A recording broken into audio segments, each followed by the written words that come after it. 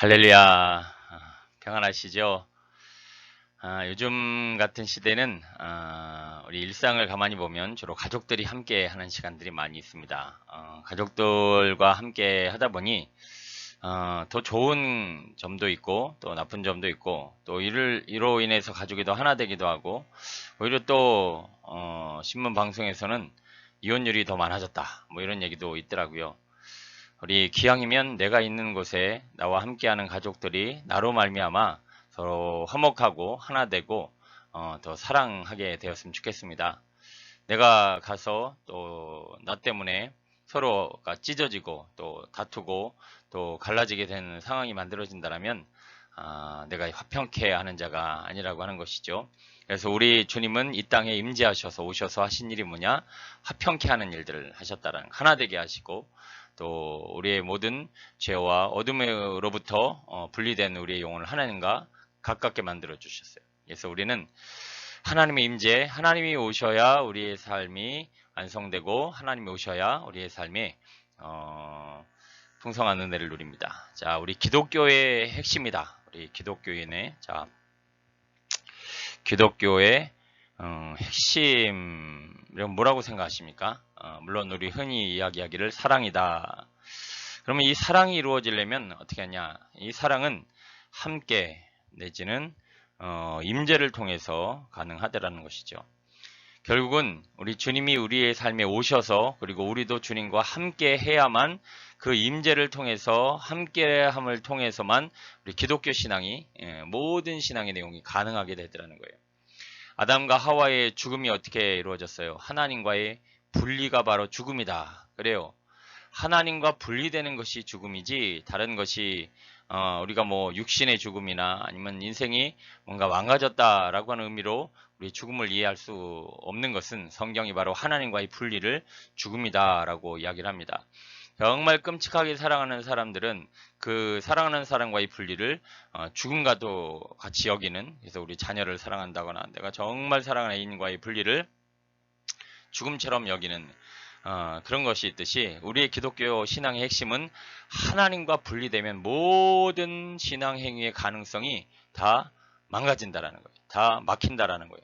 그래서 포도나무와 가지가 갈라지고 서로 함께하지 않으면 열매도 맺을 수 없고 갖다 버려야 되고, 우리 주님이 머리고 우리가 지체라면 머리와 지체가 하나 되어지기 전에는 활동, 생명력을 발휘할 수 없듯이 우리가 하나님과 함께 할 때만, 주님 안에 거할 때만, 주님이 우리 안에 거하실 때만 우리의 신앙도 삶도 온전해질 수 있다는 거예요. 그래서 주님과의 분리를 경험하고 주님과 멀어지는 우리의 영혼에는 악신이 임한다거나 아니면 공허함이, 그리고 우리 삶의 메마름이 또 죽음이 몰려온다라는 거죠. 우리 하나님의 영이 우리의 삶에 임하시고 그리고 내가 주님 안에 거함으로 말미암아 우리 정말 진정한 신앙과 삶의 아름다운 열매와 영광을 누리게 되기를 소원합니다. 그래서 우리 기독교 신앙에 있어서는 우리 모두가 죄송합니다. 지금 내게 처해진 시간과 환경과 상황 속에서 과연 주님이 함께 하시는가, 내가 주님의 임재 안에 거하고 있는가를 늘 돌아보셔야 되고, 그래서 바리새인들이 아무리 경건의 훈련을, 경건의 모양을 가지고 열심을 냈어도 주님의 임재가 없었으니 그들은 죽고 또 오히려 그들의 신앙이 독이 되고 많은 사람들을 죽이게 되는 모습을 봅니다. 여러분, 우리는 주님의 임재 가운데 주님이 함께 하심으로 주님이 인도하시는 그 신앙과 삶의 핵심이 이루어지게 되길 소원합니다.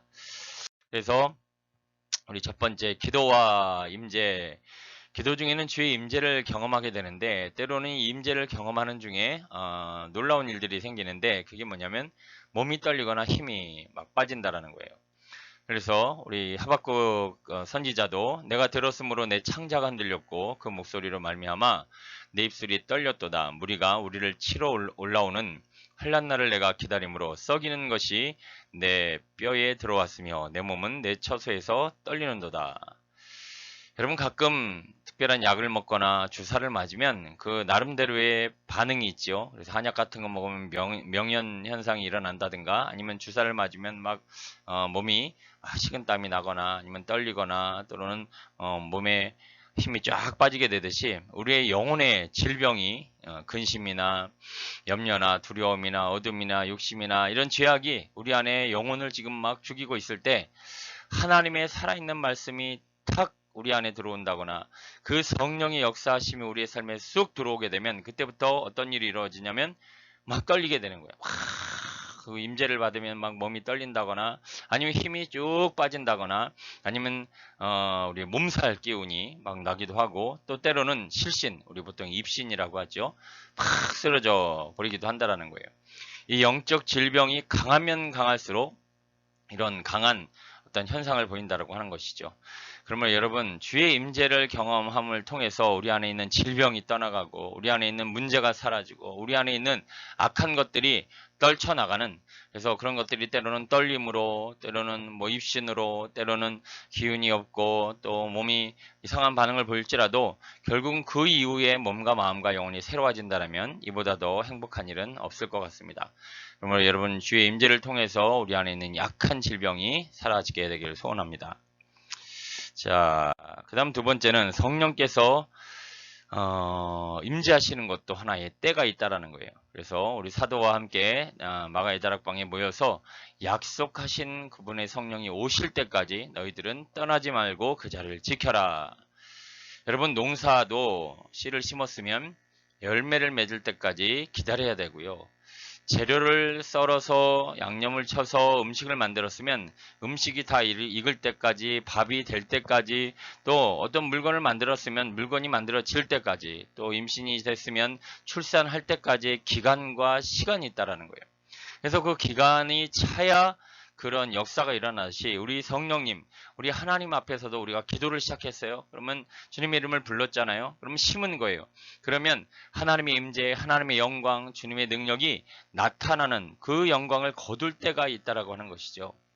우리 하나님 앞에 그분의 임재를 더 기대하고 사모할 수 있는 우리 모두가 되었으면 좋겠습니다. 그러므로 여러분 기도 생활이 있어서 정말 중요한 게 뭐냐면 임재하실 때까지, 그분이 우리의 삶에 임재하실 때까지 기다리는 인내하는 그런 인내의 과정이 반드시 필요하다는 것입니다. 우리 사춘기 소녀들 보세요. 연예인 한번 만나겠다고 거기서 밤을 셉니다. 그래요. 그런 간절함들이 좀 우리 안에도 있어야 한다는 거예요. 내가 기도를 시작했는데 씨를 심었는데 아직 열매도 안 맺었는데 주님이 임재하시지도 않았는데 역사하시지도 않았는데, 그래서 우리가 성경에 불의한 재판관 비유가 있잖아요. 재판관 비유를 보면 그 불의한 재판관인데 불구하고 그 재판관이 안 되겠구나, 저 여인의 간절함을 보니 들어주지 않고는 내가 귀찮을 것이구나, 내가 저 간절함이 확실히 확인이 되어지면 아무리 불의한 재판관도 그 기도에 응답을 할 수밖에 없고 우리 주님도 반드시 임재하신다라는 거예요. 그리고 우리 잘 아시는 스로보니게 여인, 내가 개같은 너희들에게 무슨 은혜를 나눠주냐, 내 자녀에게 줄 떡도 없다, 뭐 이렇게 주님이 시험 삼아 말씀을 하셨을 때 이 스로보니 여인에게 뭐가 확인됐어요? 저 여인은 정말 간절하구나, 더 나아가 내 앞에 나오지 않고는 딸의 문제를 해결할 수 없고 주님만이 길이요 진리로구나 라고 하는 것이 확인이 되자 주님은 그의 기도에 응답해 주시고 그를 만져주시고 그 가정을 고쳐주셨다는 겁니다. 여러분, 참된 가치라고 하는 것은 얼마나 간절한가, 얼마나 오래 기다리는가, 그것을 얻기 위해 왜 끈질기게 버티는가. 왜 우리 돈 벌려고 끝까지 버티고 돈 벌려고 지금까지도 씨름하는 이유가 뭐예요? 그것의 가치를 알기 때문에 그래요. 그러면 우리는 하나님의 임재, 주님이 역사하실 때까지 기다리고, 그래서 사랑은 오래 참고, 사랑의 완성이 이루어지려면 오래 참아야 돼요. 사랑의 완성이 이루어지려면 참고 견뎌야 돼요. 그래서 우리는 하나님의 임재하심을 경험할 때까지 기도할 줄 아는, 그분의 평안이 임하고 기쁨이 임하고 감사가 임하고 사랑이 임하고 좀 우리의 마음의 인격적인 변화나 그분의 임재를 경험할 때까지 좀 버티고 기다릴 줄 아는 신앙의 모습들이 기도 안에서 만들어지게 되길 소원합니다. 자, 다음은 우리의 삶에 크고 작은 문제가 일어날 때마다 우리가 꼭 기억해야 될 일이 있는데, 그런 모든 문제의 근원은 주님의 영이 떠나셨기 때문에 일어나는 것이라는 거예요. 그래서 우리 이가봇이다 거기 사무엘상 4장 21절 말씀 보면 이르기를 영광이 이스라엘에게서 떠났다 하고 아이 이름을 이가봇이라 하였으니 하나님의 괴가 빼앗겼고 그의 시아버지와 남편이 죽었기 때문이며 또 이르기를 하나님의 괴를 빼앗겼으므로 영광이 이스라엘에게서 떠났다 하였더라. 그래요. 하나님이 떠나심을 이가봇이라 하였고 그 영광이 이스라엘에게서 우리의 삶에서 떠나면 우리의 삶은 모든 것이 다 망가진다라는 거예요.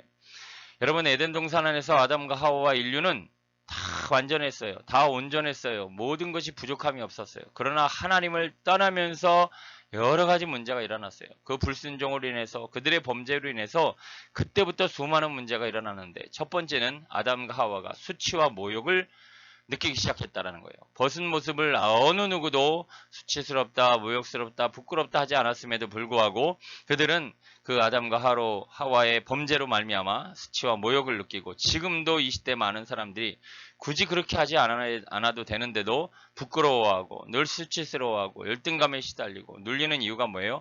바로 우리의 신앙과 삶에는 하나님 앞에 우리는 조금 더 담대히 믿음으로 나아가 그의 보좌 앞에 나아가 하나님의 은혜를 경험해야 되는데 이 하나님과의 관계가 끊어지는 그 순간부터 우리는 하나님께 나아가기조차 힘든 부끄러운 인생을 그리고 나무 뒤에 숨는 인생들을 살아가는 거예요.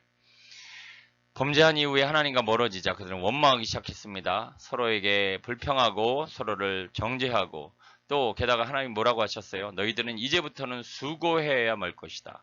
여러분 수고하여서 열심을 냈는데도 그들이 만들어낸 열매는 엉겅퀴요 가시나무요 풍성함을 누리지 못하고 늘 인생은 부족하다 빈익빈 부익부에 시달리며 우리의 인생은 늘 부족함에 시달리고 있는 그 이유가 바로 하나님과 분리해서 이루어집니다. 여러분 지금 가정 문제가 있으세요? 그거 주님이 떠나셨기 때문에 그래요. 내 삶의 크고 작은 문제, 어려움, 돈 문제, 사업 문제 여러분 그거 다 일단 생각하지 마시고 끊어내시고 먼저는 하나님의 임재, 하나님이 이게 이가봇이 아니라 주님의 영광, 주님의 임재 그 충만하심을 경험하면 우리는 그 이후에 내 의지와 상관없이 문제가 해결되어져 있고 다시 천국의 에덴 동산이 내 안에 해결되어지면 내 삶도 그렇게 해결되어질 수 있다는 거예요. 꼭 기억하시고 모든 문제 근원은 주님의 영이 떠나셨기 때문이라는 것을 꼭 기억하셨으면 좋겠습니다. 자, 다음은 우리는 기도하는 것이 기도를 하는 것이 아니라 기도의 인도하심을 받는다. 우리 신앙생활에 있어서 모든 것은 주님의 인도하심을 받아야 합니다. 자, 그러나 진리의 성령이 오시면 그가 너희를 모든 진리 가운데로 인도하시리니 그가 스스로 말하지 않고 오직 듣는 것을 말하며 들은 것을 말하며 장래 일을 너에게 알리시리라. 기도도 그렇고 신앙생활의 모든 것은 하는 것이 아니라 보다 되는 것이다. 이끄는 것이 아니다 보다 이끌림을 받는 것이다. 인도하는 것이 아니라 인도함을 받는 것이다. 억지로 하는 것이 아니라 오늘 우리 안에 있는 성령의 감화감동 역사하심을 통하여 자원하는 마음으로 하나님의 사람이 되면 우리 주님의 인도하심을 받고 모든 것을 자원하는 마음으로 할 수 있기 때문에 이 모든 것이 바로 성령이 임재하시면 그 순간부터 우리는 하나님의 사람이 되고 성령의 인도하심을 받아 오늘 자원하는 마음으로 우리의 신앙생활을 기쁘게 할 수 있다는 거예요. 그러면 여러분 한번 확인해 보세요. 왜 기쁨이 사라졌지? 왜 감사가 사라졌지? 왜 평안이 사라졌지? 그 이유가 뭔가 봤더니 성령님이 하나님이 떠나셨기 때문이에요. 그러므로 우리는 하나님의 영이 우리 안에 임하셔야 하나님이 오셔야 우리는 하나님의 자녀가 되고 하나님의 백성, 하나님의 일꾼, 하나님의 형통케 하는 자, 화평케 하는 자, 하나님이 원하시는 삶을 살아갈 뿐만 아니라 그분이 내 삶을 인도하시는 기쁨과 자원하는 마음에 신앙생활이 이루어질 수 있다는 것이죠.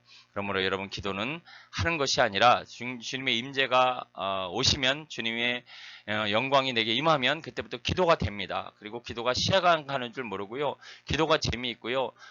시간을 보는 그런 차원을 넘어설 수 있다는 것입니다.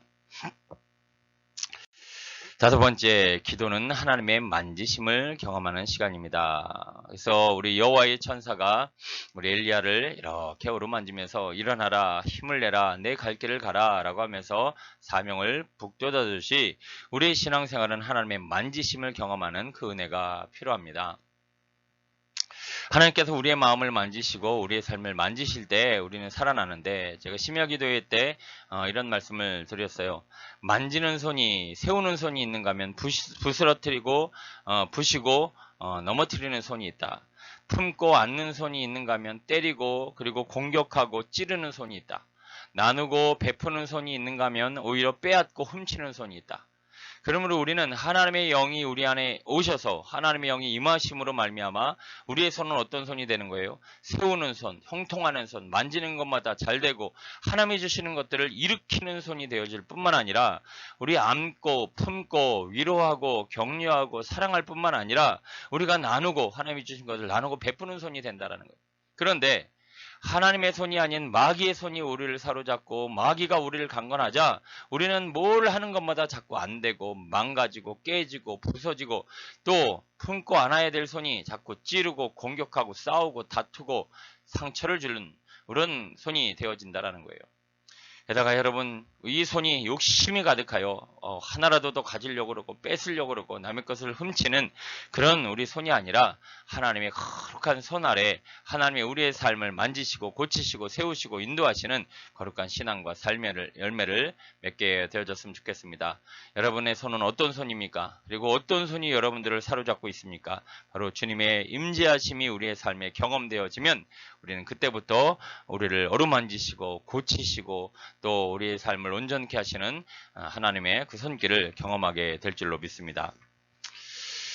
자, 6번째, 주의 임재를 경험할 수 있는 영의 시간이 있습니다. 여러분, 주의 임재를 경험하는 영의 시간이 있다.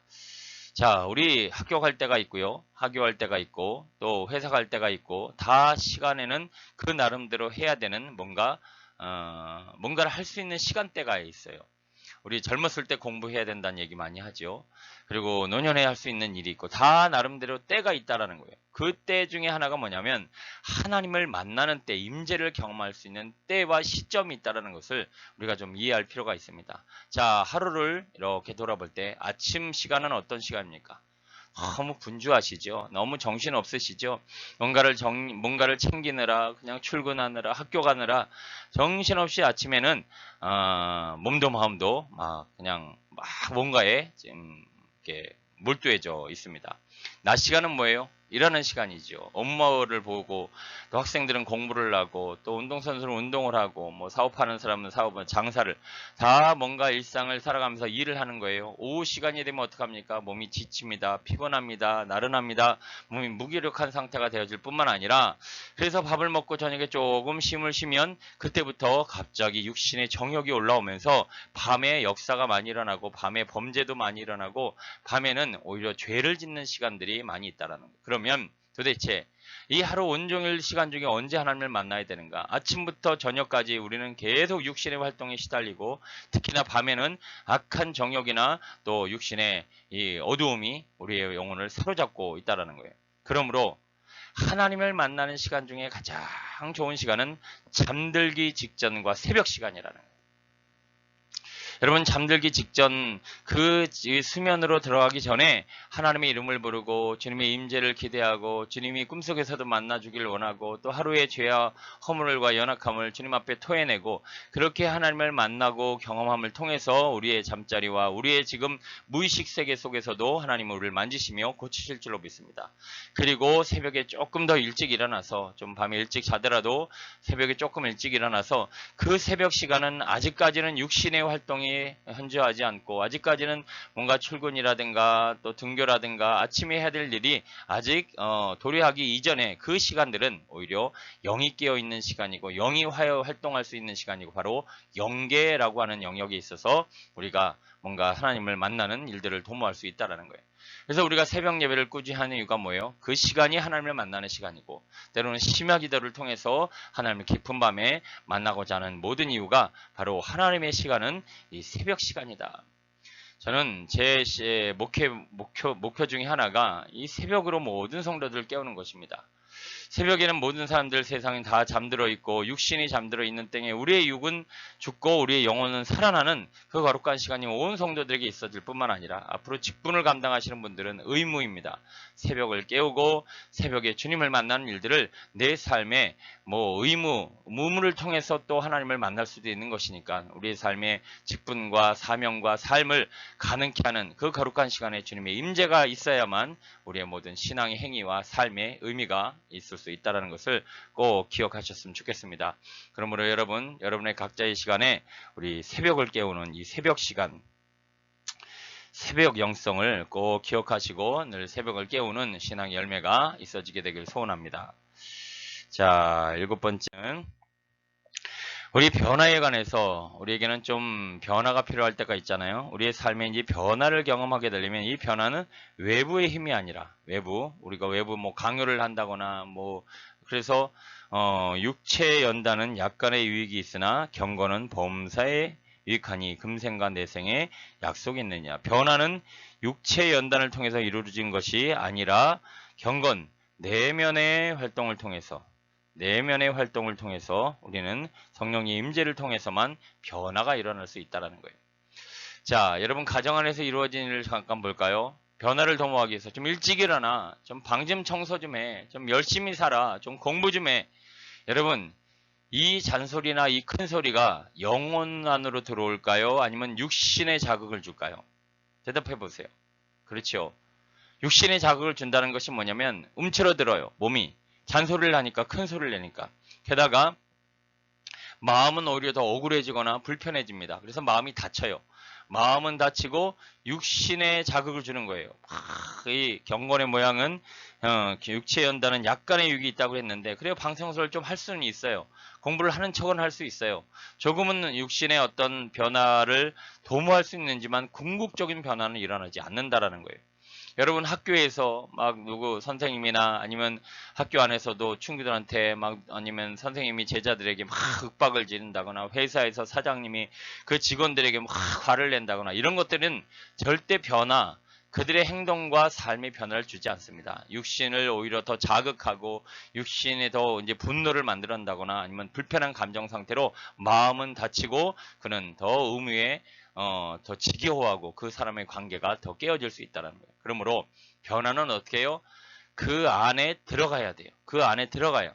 그 안에 들어간다는 건 뭐냐면 여러분 사랑을 하면 이제 보통 연애라고 하는데 이 연애를 하게 되면 사람이 어때요? 변한다는 얘기 많이 해요. 예. 얼굴이 변하기도 하고 말과 행동이 많이 변합니다. 왜 그래요? 사랑의 속삭임이 영혼 안으로 들어오기 때문에 그래요. 사랑하는 사람의 말 한마디가 영혼 안으로 흘러들어와요. 그래서 사랑하는 사람은 그 사랑의 속삭임이 내면 안으로 들어오기 때문에 변화가 이루어지는 것입니다.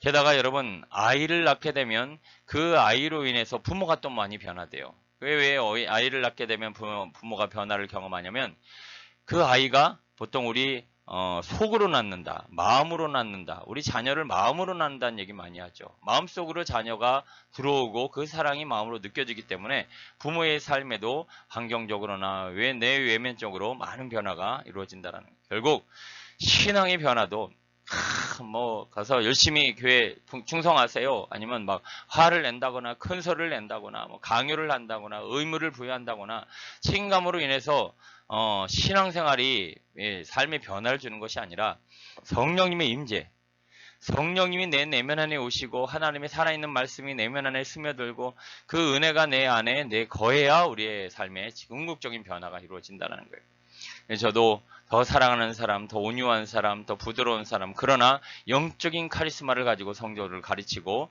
또 하나님의 거룩한 일들을 이루어갈 수 있도록 그런 영적 지도자가 되길 원하고요. 여러분의 변화 역시 그런 그리스도 예수 안에서 하나님이 주시는 지혜로 우리의 신앙이 더 견고해지고 아름다워지게 되길 소원합니다. 자, 다음은 우리 마음 가운데 아들의 영이 임할 때 하나님의 자녀가 됩니다. 우리의 하나님의 자녀된 신분이라는 게요. 우리 마음에 아버지, 아빠, 아버지, 주여 이렇게 주님의 이름을 부르며 아버지를 아버지로 나는 하나님의 자녀로 살아가려면 그 핵심이 뭐냐? 아들의 영이 임재해야만 우리는 하나님의 자녀로 살아갈 수 있다라고 하는 것이죠.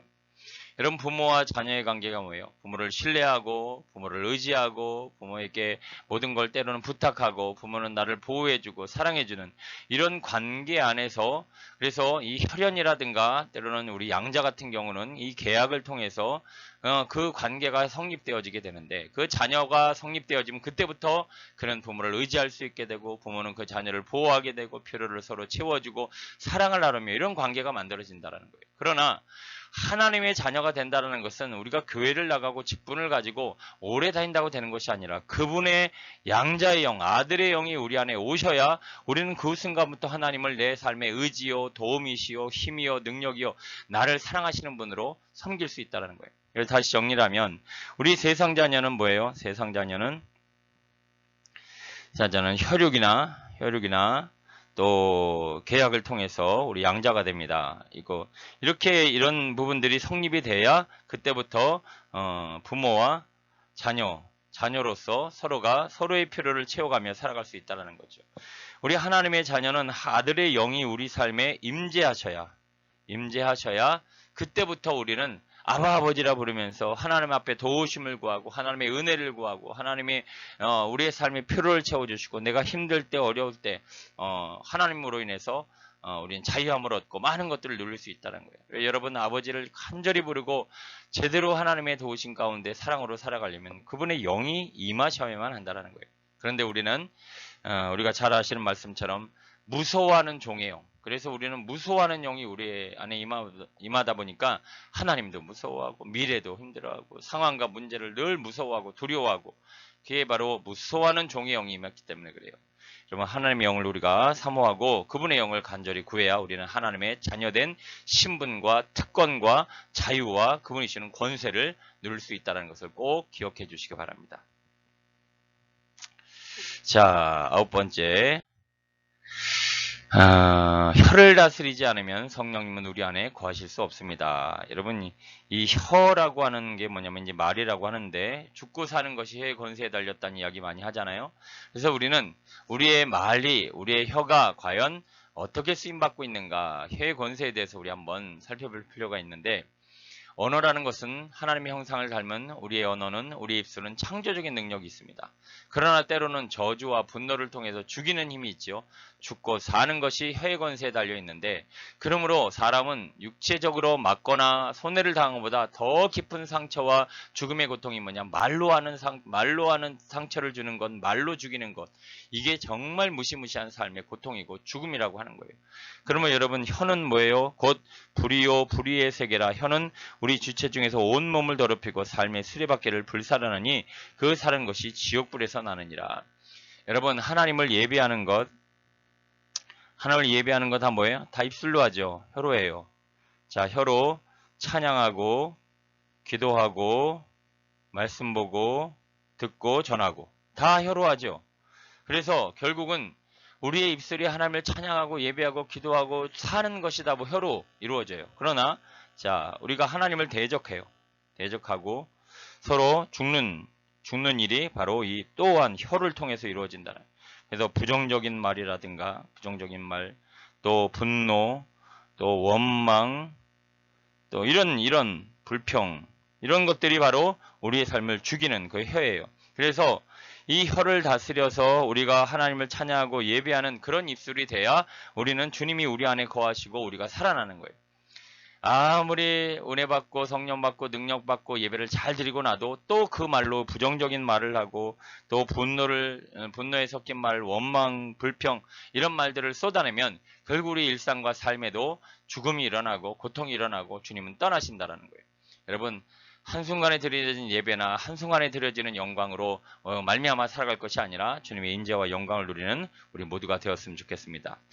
자, 끝으로 마음의 평강은 주님이 우리 안에 거하신다라는 증거입니다. 이런 마음이 정말 평안하고 이루 말할 수 없는 행복감이 찾아든다면 그게 바로 주님이 거하시는 거예요. 바로 평안을 너에게 주노라. 곧 나의 평안을 너에게 주노니 내가 너에게 주는 것은 세상이 주는 것과 같지 아니하니라. 너희는 마음에 근심하지도 말고 두려워하지도 말라. 그래요.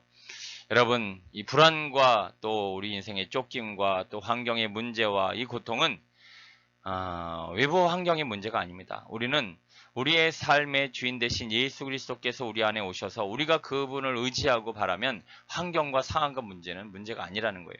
여러분, 돈이 인생의 주인이고 가치인 사람은 돈만 있으면 돼요. 다른 사람 필요 없어요. 어떨 땐 가족도 필요 없어요. 여러분, 사람이 주인이고 사람이 가치고 사람의 목매는 사람은요, 사랑하는 사람 하나만 있으면 돼요. 그 외에 뭐 돈도 필요 없고 명예도 필요 없고 권력도 필요 없고요. 그래서 우리는 내 삶의 주인이 무엇인가, 최고의 가치가 무엇인가, 특히나 여러분, 세상 것이 삶의 주인이 되고 가치가 되면 그때부터 문제가 생기는데 뭐냐면, 세상 것은 사람이나 돈이나 환경이나 물질이나 모든 것이 다 때가 되면 배신을 하거나 떠나가거나 사라진다라는 거예요. 그래서 우리는 세상 것을 주인으로 삼고 세상 것을 마음의 가치와 삶의 모든 것을 두게 되면 그 모든 것이 있을 때나 없을 때나 있게 되면 평안하고 즐거운데 없으면 두려워하고 괴로워하고, 그래서 있을 때는 뺏길까봐 사라질까봐 두려워하고, 또 떠나가면 그로 인해 절망감과 좌절감에 시달리고, 그러므로 우리는 완전하시고 영원하시고 또 전능하신 그 하나님이 우리의 삶에 오셔서 반석이 되어주시면, 예수님의 반석이다라는 말이 뭐예요? 비바람이 불고 아무리 풍랑이 불고 아무리 삶에 문제가 생겨도 견고한 반석 대신 흔들리지 않는 집이신 우리 주님을 의지하고 있으면 세상 풍랑 바람이 결코 우리의 삶을 무너뜨리지 않는다라는 거예요. 자, 기억하십시오. 우리의 삶이 흔들 이유는 외부의 문제가 아니라 내가 붙잡고 있는 힘의 근원의 문제입니다. 반석이 있으면, 제대로 된 기둥을 붙잡고 있으면, 흔들리지 않는 뿌리 깊은 나무를 붙잡고 있으면 외부의 환경과 파도와 비바람이 아무리 세차도 우리는 보호를 받을 수 있다라는 거예요. 그런데 베드로가 바닷속으로 빠져들어간 이유가 뭐예요? 환경을 본 거예요. 상황을 본 거예요. 그 예수님보다 환경이 더 그 입장에서는, 그 시선 앞에서는 더 큰 거예요. 그러다 보니 물속으로 빠져드는 것이죠. 여러분, 더 예수님만으로 만족하고 예수님만 붙잡고 예수님만 바라보고 예수님 앞에 우리 딱 사로잡힌 바 되어 그분의 영이 우리 안에 임하시면 우리는 죽으면 죽으리라 말하였던 에스더처럼 온 나라가 나를 죽일 것 같고 세상의 무시무시한 대적자가 나를 넘어뜨리려고 덤빌지라도 우리는 흔들리지 않는 신앙의 삶의 열매를 맺게 될 줄로 믿습니다.